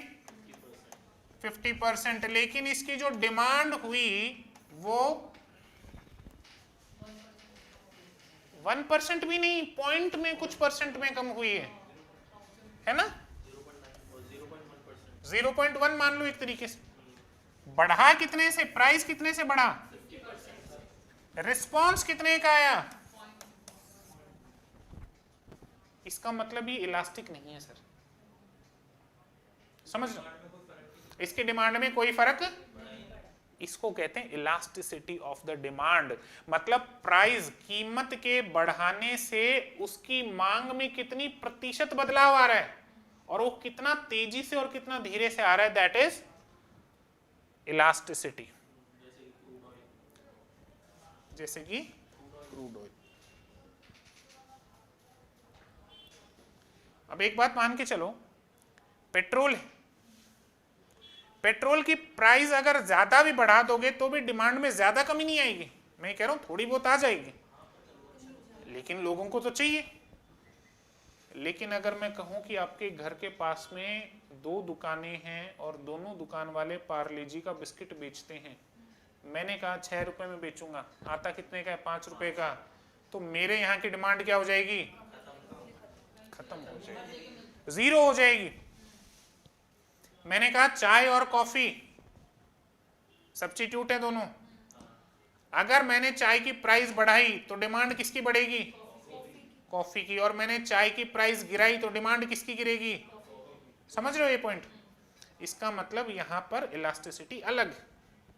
पेट्रोल वाले केस में तब इफेक्ट करेगी प्राइसिंग जब उसके सब्स्टिट्यूट ज्यादा मार्केट में अवेलेबल हो। अगर सब्स्टिट्यूट अवेलेबल नहीं है तो इलास्टिसिटी बहुत कम रहती है। क्योंकि अभी नॉन रिन्यूएबल सोर्सेज पे भी बहुत चल रहा है, लेकिन अभी तक इतना वो हुआ नहीं। चलेगा 2030 तक मेरे ख्याल से। मैंने नितिन गडकरी जी का सुना तो था वो स्टेटमेंट कि आने वाले कुछ समय में हम पेट्रोल डीजल बिल्कुल ही हटा देंगे, इलेक्ट्रिसिटी और कुछ एथेनॉल वगैरह वो कुछ बता रहे थे, इसका कंजम्पशन शुरू हो। वो भी आप कोयले से बना सकते हो ना, और किससे बनाओगे? क्लियर ये पॉइंट? तो प्रोडक्ट की इलास्टिसिटी जितनी ज्यादा होगी आप प्राइसेस उतनी कम रखोगे, और प्रोडक्ट की इलास्टिसिटी जितनी कम होगी आप प्राइसेस उतने ही ज्यादा, मतलब फ्लेक्सिबल प्राइसिंग आप रख सकते हो।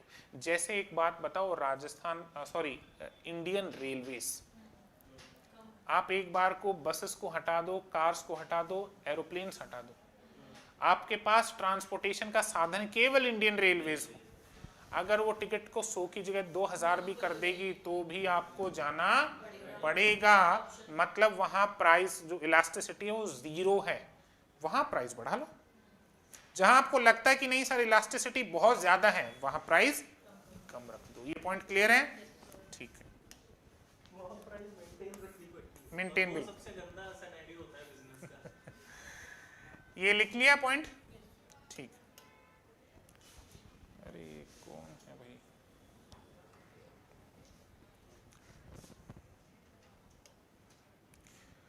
फिफ्थ लिखें कंपटीशन पॉलिसी, और मतलब समझिए इसका कि कंपटीशन पॉलिसी क्या होती है। Just a second.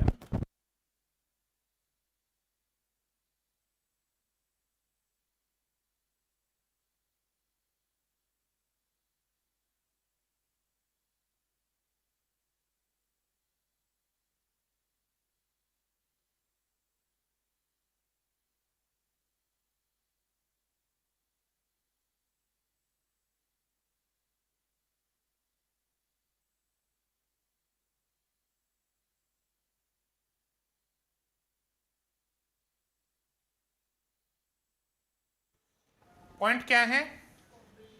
Competition policy. मैं इसमें डिटेल नहीं बता रहा, लक्षिता बताएगी कंपटीशन पॉलिसी का क्या मतलब है। सर कंपटीशन के अकॉर्डिंग प्राइस होगा, अगर कंपटीशन हाई है तो प्राइस नॉर्मल स्टैंडर्ड। बस यहीं आके गलती कर दी। सोचो थोड़ा और सोचो। आर्यन, प्रतिस्पर्धा नीति, मैं पूछ रहा हूँ कि प्रतिस्पर्धा नीति के तहत आप प्राइस कैसी रखोगे? डिपेंड करता है ना, अगर आपकी क्वालिटी अगर अच्छी है तो आप प्राइसेस को अप कर सकते हो। पॉइंट समझ में आया? कंपटीशन अलग चीज है और कंपटीशन की पॉलिसी अलग चीज है, ये चीज समझिएगा, दोनों अलग है। एक और कोई टॉपिक था ना इसमें standardization product differentiation. Product differentiation वाला। अगर आप केवल कंपटीशन पे नजर लगाएं, केवल किसका एग्जांपल लिया था? पराठे का। हाँ, केवल अगर आप कंपटीशन की बात करें तब समझ में आता है कि हमारे कॉम्पिटिटर्स के साथ हम तुलना कर रहे हैं कि उन्होंने कितनी प्राइस रखी और हमें कितनी प्राइस। लेकिन अगर आप कंपटीशन पॉलिसी की बात करते हैं तो इसका मतलब ये होता है कि हम कौन सी पॉलिसी यूज करते हैं। क्या हम प्राइस के बेसिस पे कंपटीशन करेंगे या हम क्वालिटी के बेसिस पे कंपटीशन करेंगे? बांगर सीमेंट का ऐड याद है? सस्ता नहीं सबसे अच्छा। उनकी कंपटीशन पॉलिसी प्राइस बेस्ड नहीं है, क्वालिटी बेस्ड है। आईफोन की क्वालिटी बेस्ड है। इस पॉइंट को बारीकी से समझिएगा, कंपटीशन अलग चीज है, कंपटीशन पॉलिसी अलग चीज है। समझ गए पॉइंट? लिख लिया इसको, लिख लो एक बार, फिर अगला पॉइंट देखते हैं। चीजें कई बार उतनी सरल नहीं होती जितनी हमको लगती हैं। आपको लगता है इसको पढ़ने में क्या दिक्कत है, प्राइस कंपटीशन पॉलिसी, बस पढ़ लिया, फिर जैसे एग्जाम में क्वेश्चन आया गलत करिए, फिर आके कह रही सर मैं तो बहुत अच्छे से पढ़कर गई थी, मेरा क्वेश्चन गलत कैसे हो गया, पता नहीं भगवान मेरे से क्या दुश्मनी रखते हैं। बहुत बारीक सा चीजें अंतर कर देती हैं। लिखा सबने? अगला लिखें, मार्केटिंग ऑब्जेक्टिव्स। प्रोडक्ट डिफरेंशिएशन बताने के लिए देखो, कंपटीशन पॉलिसी अगर मैं चाहूं तो प्राइस बेस्ड कंपटीशन पॉलिसी रख लूं। अब मैं क्वालिटी पे ध्यान नहीं दूंगा, अब मैं तो बस उसने 2 रुपए का बेचा मैं 1.5 का बेच दूं। एक तो एक प्राइस और दूसरा क्वालिटी, क्वालिटी कह लो आप एक तरीके से, ये 2 चीजें होती हैं। क्लियर है? अगला लिखा आपने मार्केटिंग ऑब्जेक्टिव्स यानी कि विपणन के उद्देश्य। प्राइस पे और नहीं, प्राइस और क्वालिटी पे रहेगी। ये आप प्राइस पॉलिसी को यूज करते हो तो आप कम रखोगे, और आप क्वालिटी पॉलिसी को यूज करते हो तो आप ज्यादा रख लोगे, होगी 2 फैक्टर्स पे। अगला पॉइंट हमने लिखा मार्केटिंग ऑब्जेक्टिव्स। ये भी कुछ कुछ आपके कंपटीशन पॉलिसी के जैसा ही है कि आप क्या ऑब्जेक्टिव्स लेकर चलते हो, क्या उद्देश्य आप लेकर चलते हो। मार्केटिंग आप कर क्यों रहे हो, आप क्या पूरे बड़े से बड़े मार्केट के ऊपर कब्जा करना चाहते हो, या केवल आप कुछ % हिस्से में अपनी मार्केटिंग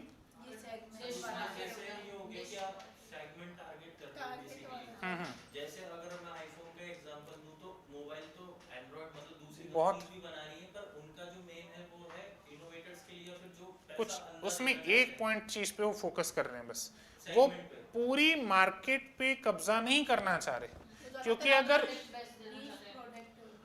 निश मार्केटिंग जैसा कि इन्होंने कहा, बस केवल प्रोडक्ट और हमें इतना दायरे पे ध्यान देना, बस इतना हम सफिशिएंट है। वो तो इसमें तो बहुत सारे फैक्टर्स आ जाएंगे, वो तो रखेंगे प्राइस को हाई, और जो ये चाहते हैं कि नहीं सर हमें तो पूरा का पूरा कॉन्कर करना है मार्केट को, पूरे मार्केट में अगर प्रोडक्ट बिके तो सिर्फ हमारे बिके, जैसे प्रोडक्ट की रेंज को करेंगे, फिर प्राइसिंग को कम करने की वो कोशिश करेंगे, क्वालिटी भी कम होगी, जो आप सोच रहे हैं वो बिल्कुल कम होगी। क्योंकि एक बात बताओ, अगर आईफोन वाले 10,000 में फोन बेचने लग जाएं तो सर क्वालिटी कैसे मेंटेन होगी? जैसे मान लीजिए एक हैचबैक स्विफ्ट की भी आती, मतलब मारुति स्विफ्ट की भी आती है, वोल्क्सवैगन की भी आती है, दोनों में फर्क, प्राइसिंग में इतना फर्क है। आप एक बात बताओ, अगर मर्सिडीज है, जैसे इन्होंने वोक्सवैगन का एग्जांपल दिया, मर्सिडीज है या BMW है, जैसे हम चलो वोक्सवैगन का एग्जांपल ले लेते हैं, महंगी गाड़ी आती है, अब उनको इससे मतलब नहीं कि इंडिया में 150 करोड़ की पॉपुलेशन है, हमें 150 करोड़ तक पहुंचना है, उनको पता है कि इतने लोग हैं, ये हमारे कस्टमर हो सकते हैं, हम केवल इन्हीं पे फोकस करेंगे।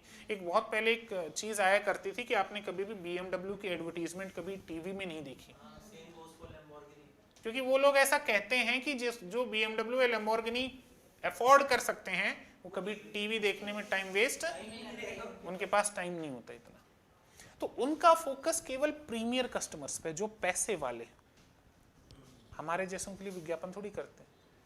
अगर मान लो मैं एक ऑडी के शोरूम में चला जाऊं तो वो जो सेल्स पर्सन होगा वो मुझे डील ही नहीं करेगा अच्छे से, वो यही बोलेगा भैया कल आना, त्योहार आज नहीं, चंदा लेने कल आना, वो यही बोलेगा ज्यादा से ज्यादा। और ये सच्चाई है, अलवर के महाराजा थे, गाड़ी कंपनी का नाम मुझे याद नहीं आ रहा अभी, रोल्स रॉयस ही थी, हाँ, फिर उन्होंने कचरा उठाने के लिए लगा दी, तब वो आए बोले साहब बड़ी गलती होगी हमसे। तो अब देखो उन लोगों का एटीट्यूड देखो कि वो एक नॉर्मल वेशभूषा कपड़े वाले व्यक्ति को एंटरटेन ही नहीं करना चाह रहे, क्योंकि उनको पता है कि हमारी गाड़ी खरीदने वाला नॉर्मल नहीं होगा। तो ये आपके ऑब्जेक्टिव्स हैं, आप कैसा मार्केट अपना रखना चाहते हो। क्लियर? इसमें सारे मिक्स हो जाएंगे, ऑब्जेक्टिव्स में सब कुछ मिक्स हो जाएगा। अगला लिखो चैनल्स ऑफ डिस्ट्रीब्यूशंस। प्रियंका बताएंगे इसके बारे में, चैनल्स ऑफ डिस्ट्रीब्यूशन कैसे प्रभावित करता है। सर मान लो मैन्युफैक्चरर डायरेक्ट प्रोडक्ट को दे रहा है तो कस्टमर को, ठीक है, और अगर बीच में रिटेलर को ले रहा है, होलसेलर को ले रहा है, तो उसकी कॉस्टिंग बढ़ती जाएगी। बिल्कुल सिंपल सी बात है। अगर आप डायरेक्ट, जैसे मान लो मैं प्रोड्यूसर हूं, मैंने डायरेक्ट आर्यन को ये चश्मा बेचना है, तो मैं 1000 रुपए में बेच दूंगा, लेकिन मैं पहले इधर दूंगा तो ये 10-20 रुपए अपना प्रॉफिट जोड़ेंगे, फिर लक्षिता के पास आएगा 10-20 रुपए ये प्रॉफिट जोड़ेंगी, फिर जाकर वो चीज कहां पहुंचेगी, आर्यन के पास, तो महंगी होगी अपने आप। तो आप जैसे चैनल ऑफ डिस्ट्रीब्यूशन रखोगे उस हिसाब से आपको प्राइसिंग तय करनी पड़ती है। क्लियर। अगला पॉइंट देखते हैं, एक्सटर्नल इन्वायरमेंट। इसमें सब कुछ आ जाएगा, आपकी पॉलिटिकल ज्योग्राफी कैसी है, सोशल सोसाइटी कैसी है, लोगों की एजुकेशन कैसी है, लोगों के पास पैसा कितना है, कंपटीशन कैसा चल रहा है आसपास आपके, सब कुछ इसमें आ जाएगा एक्सटर्नल एनवायरनमेंट में। इकोनॉमी की स्थिति क्या चल रही है, क्या रिसेशन में चल रहे हैं या क्या प्रोग्रेशन में चल रहे हैं, सब कुछ इसमें आ जाएगा, एक्सटर्नल एनवायरनमेंट।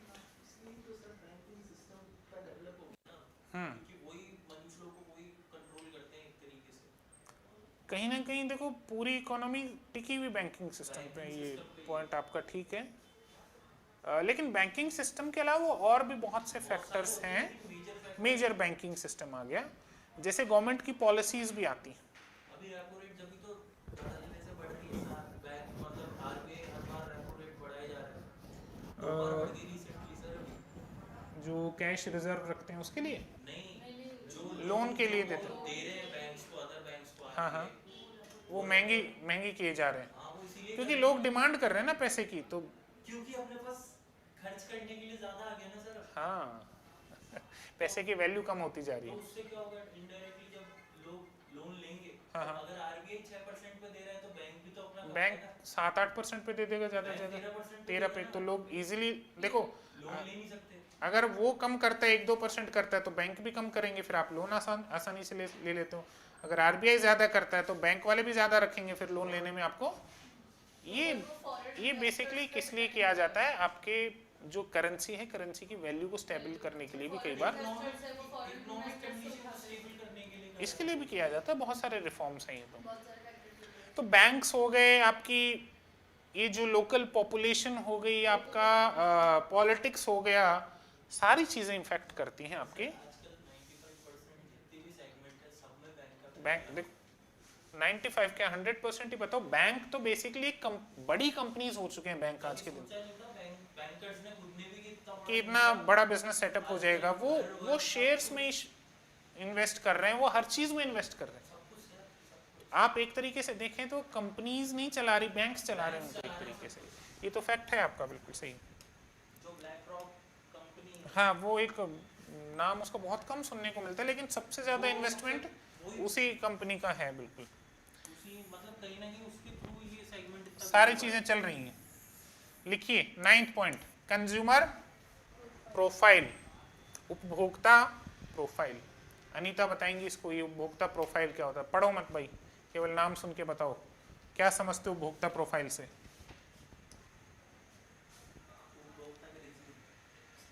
बेसिकली और कुछ कंज्यूमर क्या चाहता है, बेसिकली उसकी डिमांड्स, उसकी नीड्स पे डिपेंड। इस सेगमेंट में बिलोंग करता है sir, upper lower middle class में या रिचर सेक्शन में। ठीक है, अब तो बोलो हैं। अरे सीधी सी बात है, देखो एक पॉइंट समझो। कुछ कह रहे थे, बोलो बोलो। अरे जो आंसर आता है ना उसको दबाया मत करो, बोलो। उसकी एजुकेशन, ये भी ठीक है, पॉइंट सही है। लक्षिता आपके कुछ, देखो बड़ी सिंपल सी बात है। एक हमारे यहाँ कहावत चलती है, माथा देखकर तिलक लगाना। मैं कई बार बोलता हूँ इस कहावत को। आज अगर मैं मार्केट चला गया,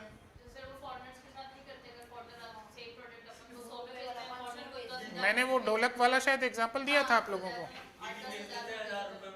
बिल्कुल बेचते हैं। वही तो इंडियन सीक्रेट। तो आप कंज्यूमर कैसा है, पढ़ा लिखा है, अनपढ़ है, अमीर है, गरीब है, आप उस हिसाब से उसको प्राइस तय कर देते हो। मैंने कई बार एग्जांपल दिया है कि अगर मार्केट जाकर आप ये बोलो कि आजकल क्या आता है इंस्टाग्राम पे भाया करके कुछ आता है, वो लड़की करती रहती है ना, साउथ दिल्ली। बर्फ का गोला पैक कर दो। तो अब अगर आप जाके बोलोगे कि भाई आप प्लीज बनानास दे दो, तो भाया तो महंगा देगा ना, 50 के ग्राम से, बिल्कुल। और वहीं आप जाके बोल दो भाई साहब केला दीजिए यार थोड़ा सा, मगर सासरे जानो जा थोड़ा सा केला दे दो, उसको पता है कि ये तो देखिए दे दो इसको, तो 20 रुपए किलो। पहले वाले लोग जो बड़े बुजुर्ग थे, बड़के थे, वो केले लेके जाया करते थे अपने ससुराल। आजकल तो पता नहीं क्या क्या चीजें चल गई। पहले हमारे गांव में ताऊओं को देखोगे तो 1-1 किलो 2-2 किलो केले लेके फिर बसों में बैठा करते थे, सासरे जाया करते थे, मतलब अपनी लुगाई को लाने के लिए। अब तो प्रथा खत्म हो गई है। लेकिन अगर आप ऐसे धोती कुर्ते में, बहुत चीजें चेंज हो गई अब तो, मतलब क्या कहें कि बोलना पहले बोला नहीं। मेरी नानी ने कभी मेरे पिताजी से बात नहीं करी, और मेरे पिताजी जब भी जाते थे नाने रे, तो नानी इतना घूंघट निकाली, तो मैं देखता था ये बड़ी अजीब बात है भाई, अपने ससुर को देखकर घूंघट निकालना ये तो सुना था हमने, लेकिन जवाई को देखकर घूंघट निकालना थी परंपरा। और मेरी मदर इन लॉ, कहाँ है वो, फोन दे उसको। मैंने कहा मम्मी मैंने क्या कर दिया, रुक जा तेरे को तो मैं बताऊंगी। ये चीजें चल रही हैं, बहुत ज्यादा इन्फ्लुएंस हो गए फल। चलिए, तो ये पॉइंट समझ में है। तो ये जो कंज्यूमर प्रोफाइल है, इसका मतलब ये है कि जो ग्राहक आपसे सामान खरीदने आ रहा है वो है कैसा। अगर आप बेचारे किसी बहुत एक कल मैं कहीं किसी शॉप पे था कुछ सामान खरीदने के लिए, तो वहाँ एक कोई बहुत ही, जैसे उसके कपड़े भी ठीक ठाक नहीं थे, कुछ फटे हुए थे कई जगह से, फाइनेंशियल कंडीशन उसकी, अच्छे कपड़े पहन के मत जाया करो जब भी कुछ खरीदो, ये बड़ी सिंपल सी बात है। और बार्गेनिंग करके आया करो। देखो दुकानदार क्या होता है, 100 रुपए की चीज को 200 रुपए की बता के 250 में बेच देता है। ये बहुत, अब बचपन में मेरी सिस्टर को एक बार मम्मी ने गोभी लाने के लिए भेजा, गोभी, कालीफ्लावर, एक कैबेज भी आती, तो पत्ता गोभी, तो उनको गोभी लाने के लिए भेजा, बोली 1 किलो गोभी लेकर आना। तो रास्ते में भूल गई, जाते जाते किलो तो भूल गई, केवल 1 याद रह गया। दुकानदार को जाके कहती कि अंकल 1 गोभी मंगवाइए मम्मी ने। अब दुकानदार तो बड़ी से बड़ी देगा ना, छोटी क्यों देगा। तो उसको पता था कंज्यूमर की प्रोफाइल है कि कंज्यूमर बहुत मूर्ख किस्म का प्राणी, तो ज्यादा प्राइस लगा दो। उसी की जगह कोई मेरे जैसा इंटेलिजेंट जाता तो कंज्यूमर बड़ा। अब भाई वो वैसे मेरी इज्जत खराब कर सकती है, तो मैं यहाँ बोल के तो वो जब मेरी मैसेज को ये कह सकती है ना कि बड़ा लेजी है, बहुत लेजी है ये, बचपन से बड़ा लेजी है। मैंने कहा ठीक है छोड़ दे, अभी लेजी 4 बार बोल चुकी। चलो ये पॉइंट समझ में आया, ठीक। 1-2 पॉइंट्स और देखते हैं, ये वाला टॉपिक कंप्लीट करके फिर कल बात करेंगे। Government policies, rules and regulation, इसमें कोई दिक्कत है, इसमें समझाने की आवश्यकता नहीं लग रही मुझे। गवर्नमेंट क्या पॉलिसीज बनाती हैं, क्या रूल्स एंड रेगुलेशंस बनाती हैं, टैक्स बढ़ाती हैं, कम करती हैं, सब्सिडी बढ़ाती हैं, कम करती हैं। अच्छा एक क्वेश्चन है, ईमानदारी से बताना, सब्सिडी बढ़ाई तो प्राइस बढ़ेगी या गिरेगी? सब्सिडी बढ़ाई तो प्राइस बढ़ेगी या गिरेगी? क्यों होगी कम? अभी तक तो नकल करके बोल रही थी। काहे कम, काहे? सब सब्सिडी का मतलब क्या है पहले तो ये बताओ। हाँ, गवर्नमेंट जो सेवा किसको देती है? कस्टमर को सब्सिडी कब से देने लगी गवर्नमेंट? नहीं देती है, कस्टमर को देती है। नहीं मैं वही सुनना चाहता हूँ, ये सब्सिडी से समझी क्या? मैं बहुत ईमानदारी से एक बात कह दूं, मेरी क्लास के लिए जो इंटेलिजेंट से इंटेलिजेंट बच्चा है वो भी इतना जरूरी है, और जिसको नहीं समझ में आता वो भी मेरे लिए उतना ही जरूरी है। एक्सप्लेन करो, कैसे एक्सप्लेन करोगे? ऐसे नेट क्लियर नहीं होगा, समझो इस चीज को। सर ये ना वो समझ गई जो गवर्नमेंट मतलब स्कीम भी नहीं देती क्या? कस्टमर के पॉइंट ऑफ व्यू से उत्पादक के पॉइंट ऑफ व्यू से बताओ सब्सिडी क्या होती है, समझो इस चीज को। भैंस है घर पे, एक दो, एक भी नहीं। मान लो आपने भैंसों का धंधा, हाँ सिलेंडर में, फिर ये वही कस्टमर पॉइंट ऑफ व्यू समझ जाएंगी, क्योंकि सिलेंडर में हमको सब्सिडी मिल रही थी कुछ दिन पहले, तो ये वही कस्टमर पॉइंट ऑफ व्यू पे आ जाएंगी। मान लो, हाँ मैं समझा नहीं, ये क्या चीज है? अच्छा वो ठीक है, समझ गए। आप ये बताओ, आप घर पे 10 भैंस पालती हो और दूध बेचने का निर्णय लेती हो। सरकार कहती है कि वैसे भी हमारे यहाँ शुद्ध दूध नहीं मिलता, खराब दूध मिलता है, तो जो भी लोग दूध का बिजनेस करेंगे उनको हम अपनी तरफ से और पैसा देंगे, जैसे फार्मर्स को मिलता है। मान लो आपने कोई उत्पाद बनाया और उस उत्पाद को बनाने में आपकी लागत कितनी आई सर? 100 रुपए आई। आप बाजार में कितने का बेचोगे इसको? कम से कम 100 रुपए का तो बेचोगे। 100 रुपए से नीचे का तो किसी भी हालत में 110 का बेचोगे, 120 का बेचोगे, 130 का, 150, 200, 250, आपका जो भी इच्छा है उसमें बेचोगे। लेकिन सर आपको पता है कि वहां के कस्टमर्स के पास इतना पैसा नहीं है, तो सरकार क्या करेगी? आपको सरकार करेगी कि 50 रुपए हमसे ले लो और लोगों को 60 रुपए में बेचना, तो हमको भी सस्ता मिल गया, आपका भी 10 रुपए का प्रॉफिट हो गया। इसको कहते हैं सब्सिडी।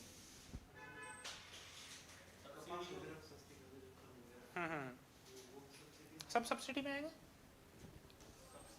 विशेष चीजों के लिए कई बार सरकार क्या करती है? सब्सिडी देती है। जैसे अभी सोलर प्लेट्स लगाने के लिए सरकार सब्सिडी दे रही, तो सब्सिडी हो गया। अच्छा टैक्स लगेगा, प्राइस बढ़ेगी या कम होगी? बढ़ेगा, सिंपल, ये सबको पता है। ठीक, तो हमने ये सारी गवर्नमेंट की जितनी भी चीजें हैं इसकी वजह से हमारी प्राइस के ऊपर इम्पैक्ट देख लिया। कंपटीशन, इसको पढ़ने की आवश्यकता नहीं रही क्योंकि हमने कंपनी की स्ट्रेटेजीज वगैरह सब देख ली थी। तो कंपटीशन केवल नाम लिख लो, प्रतियोगिता।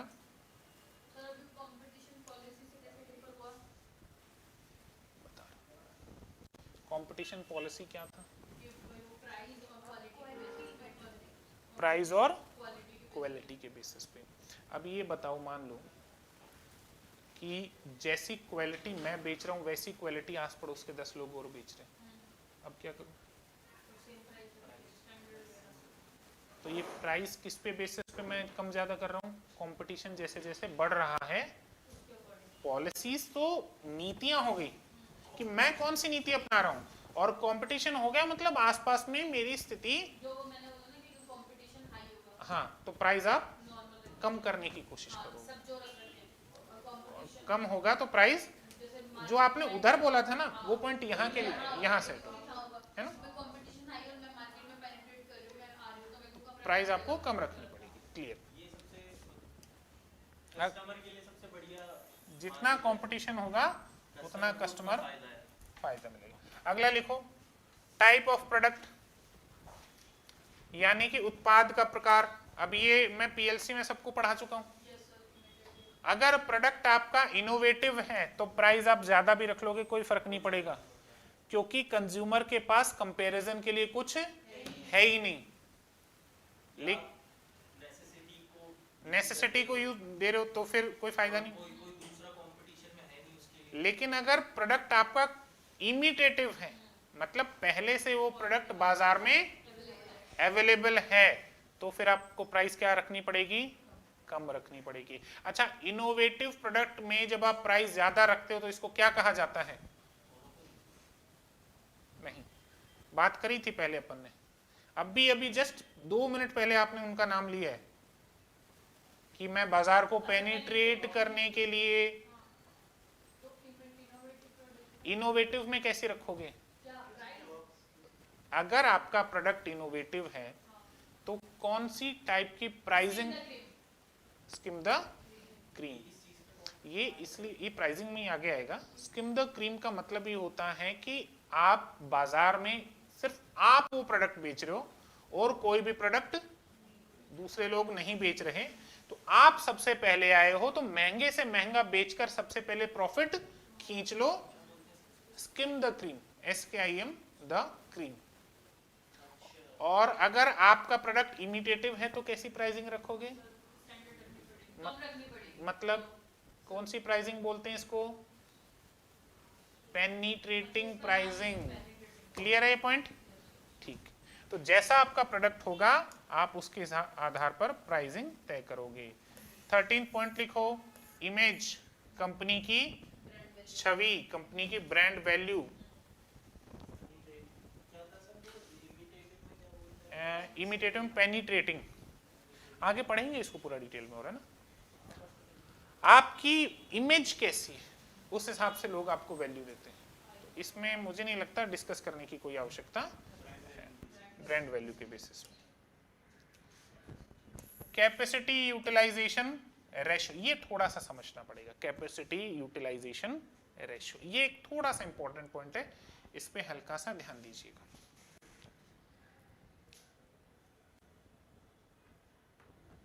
नाम लिख, ये हाँ बिल्कुल सेलर्स की पॉइंट ऑफ व्यू से। हाँ वो उसका एग्जांपल अभी देना है। क्या मतलब समझे इस पॉइंट से?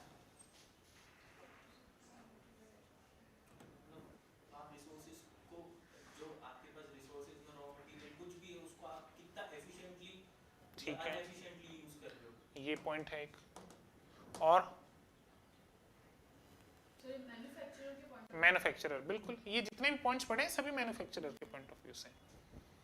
एक कोस्ट सुनी होगी आपने, फिक्स्ड कोस्ट और वेरिएबल कोस्ट, सबने सुना। जैसे जैसे प्रोडक्शन बढ़ता जाता है वैसे वैसे फिक्स कोस्ट पर यूनिट कम होती जाती है, सबको पता है। और वेरिएबल कोस्ट पर यूनिट बढ़ती जाती है। अब एक उदाहरण सुनो, छोटा सा एग्जांपल सुनो और ध्यान से सुनना, पूरी इस चीज को समझना अच्छे से। कपड़े की दुकान देखिए, जब आप कपड़े की दुकान पे जाते हो और नाप आप देते हो तो उस थान में से कपड़ा काटता है और कपड़ा काट के आपके मेजरमेंट के आधार पर उसमें से सीलता है और फिर उसमें कुछ बच जाता है कपड़ा, वो फेंक देता है। क्लियर? अगर मान लो पहली बार आर्यन आया, आर्यन कहता है कि सर मुझे इतना इतना ये सिलवाना है, मैंने कहा 5 मीटर कपड़ा लगेगा। मैंने नाप ले लिया और 5 मीटर कपड़ा ले लिया और थान में से काट दिया 5.5 मीटर। तो आर्यन का कपड़ा तैयार करने में बच गया आधा मीटर। अब वो आधा मीटर किसी काम का मुझे फेंकना पड़ेगा। आधा मीटर इनके में बचा, आधा मीटर इनके में बचा, ऐसे करते करते 10 लोगों में कितना मीटर बच गया? चाहता तो उस 5 मीटर को मैं यूज करके एक व्यक्ति को नहीं बेच सकता था क्या? लेकिन वो आधा आधा आधा आधा मीटर करके सब क्या हो गया? बर्बाद हो गया। बर्बाद हो गया तो मैं कोस्ट तो कवर करने की कोशिश करूंगा ना। कौन दुकानदार ऐसा होगा कि साहब आधा मीटर मैंने बर्बाद किया है तो मैं कोस्ट आपसे नहीं लूंगा? सब लेंगे, कोस्ट कवर करने की कोशिश करें तो फिर चीज महंगी हो जाएगी। लेकिन अगर आप उसका यूटिलाइजेशन बहुत बेहतर तरीके से करते हो तो आपकी बचत होगी। स्क्रैप में बेचना, स्क्रैप को यूज करना, तो आपकी बचत होगी और बचत होगी तो आप प्राइस को क्या करोगे? कम करोगे। इसका दूसरा पहलू भी समझो। मान लो एक क्लासरूम, इसमें 100 बच्चों के बैठने की कैपेसिटी और इस क्लासरूम का महीने का जो किराया है वो है 10,000 रुपए। चाहे 5 बच्चा बैठो चाहे 100 बैठो, कितना देना है मुझे? अब मान लो शुरुआत में केवल 2 बच्चे आते हैं तो फिक्स कॉस्ट कितनी है कमरे की? 10,000 रुपए टोटल। तो दोनों बच्चों पे कितना हो जाएगा डिवाइड? तो इनकी फीस मुझे कितनी लेनी चाहिए? कम से कम 5,000 तो होगी, ऊपर से मेरी मेहनत का मैं जोड़ूंगा तो मैं फीस कितनी ले रहा हूं? 7,000। एक एग्जाम यही होगा, क्योंकि कमरे का 10,000 रुपए किराया भी तो निकालना है ना मेरे को। अब मान लो धीरे धीरे बच्चे बढ़ते बढ़ते मेरे पास हो गए 100 बच्चे। अब कितनी फीस लूं? 2,000 तो मेरी मेहनत और हर बच्चे पे रूम का रेंट कितना है? कितना? 10,000 में 100 का भाग दो, कितना आएगा? 100। तो मैं 2,100 रुपए ले लूं। अब भी नुकसान है क्या मुझे 2,100 में? नहीं है ना। चलो मैं लूंगा 7,000, लूं मैं 7,000, लेकिन मैं 2,100 भी लूं तो मुझे नुकसान है क्या? जहां पहले था वहीं तो अब हूं। प्राइस कम हुई ना। पहले 7,000 एक बच्चे की फीस थी, अब कितनी? 2,100 रुपए, क्योंकि मेरे रूम का यूटिलाइजेशन पूरा हो रहा है। कैपेसिटी पूरी हो रही। तो कई बार क्या होता है, कई लोग इतना बड़ा प्लांट लगा तो लेते हैं लेकिन पूरा प्लांट यूज में, मगर पैसा तो खर्च तो होता है ना, किराया वगैरह सारी चीजें तो खर्च होती, तो प्राइस बढ़ती। लेकिन अगर पूरा प्लांट वो यूज लेने लग जाए तो प्राइस ऑटोमेटिकली गिर जाएगी। क्लियर है? चलो बस इतना सफिशिएंट है। प्रोडक्ट डिफरेंशिएशन आपको लिखने की आवश्यकता, लिख लो, केवल 15 नंबर का पॉइंट लिख लो, प्रोडक्ट डिफरेंशिएशन। ये वही कंपटीशन पॉलिसी का हिस्सा आ जाएगा, बस क्वालिटी वाला, तो इसके विषय में बात करने की कोई खास आवश्यकता, हाँ मतलब जिससे आपका प्रोडक्ट दूसरों से अलग दिखे। बताओ ये टॉपिक्स क्लियर है आज के पूरे अच्छे से? चलो बाकी कल बात करें।